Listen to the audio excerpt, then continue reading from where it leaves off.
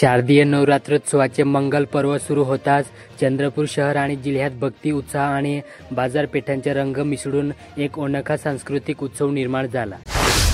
चंद्रपूर जिल्ह्यात धोंडोजे कुणबी समाजातील मुलींना उच्च शिक्षणासाठी चंद्रपूरमध्ये निवासाची सुविधा मिळावी यासाठी नियोजित असलेल्या वसतिगृहांच्या जागेस मंजुरी दिली जाईल असे आश्वासन राज्याचे महसूल मंत्री चंद्रशेखर बावनकुळे यांनी दिले। बल्लारपूर तालुक्यात आजच्या काळात यशस्वी पालकत्व ही एक कला आणि विज्ञान यांचे समतोल साधणारी प्रक्रिया आहे। मुलांच्या शारीरिक, मानसिक, भावनिक आणि सामाजिक विकासासाठी पालकांनी सजग आणि संतुलित दृष्टिकोन ठेवणे आवश्यक आहे, असे प्रतिपादन सामाजिक कार्यकर्ता, बालरोग तज्ज्ञ डॉक्टर अभिलाषा गावतुरे यांनी केले।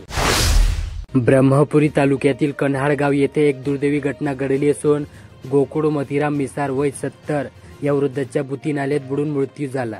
ही घटना शुक्रवारी घडली असून शनिवारी सकाळी त्यांचा मृतदेह आढळून आला।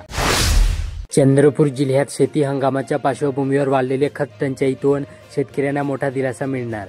राज्याचे माजी मंत्री आणि आमदार सुधीर मुनगंटीवार यांच्या पुढाकारामुळे चंद्रपूर जिल्ह्यात लवकरच HURL कंपनीचे 1250 मेट्रिक टन आणि NBCL नर्मदा कंपनीचे 1600 मेट्रिक टन असे मिळून तब्बल 2850 मेट्रिक टन युरिया खत उपलब्ध होणार।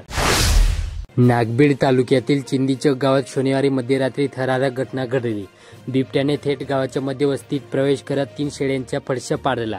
ही घटना ग्रामपंचायत कार्यालयासमोरील CCTV कॅमेऱ्यात कैद झाली असून त्यामुळे गावकऱ्यांमध्ये तीव्र भीतीचे वातावरण निर्माण झाले। चंद्रपूरचे आराध्य दैवत श्री महाकाली मंदिरात यंदाच्या नवरात्रोत्सवाची जय्यत तयारी करण्यात आली।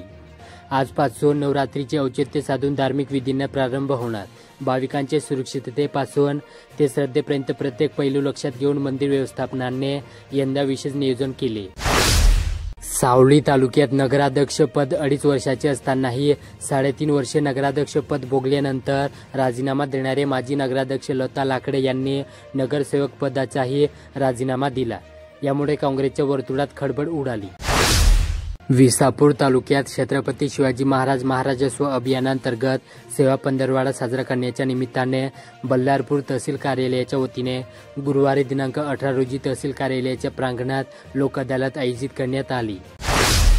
बल्लारपूर तालुक्यात अनेक वर्षापासून पाण्यात रस्त्यांच्या प्रतीक्षेत असलेल्या शेतकऱ्यांना पाण्यात रस्त्याची कामे सुरू झाल्यामुळे दिलासा मिळाला।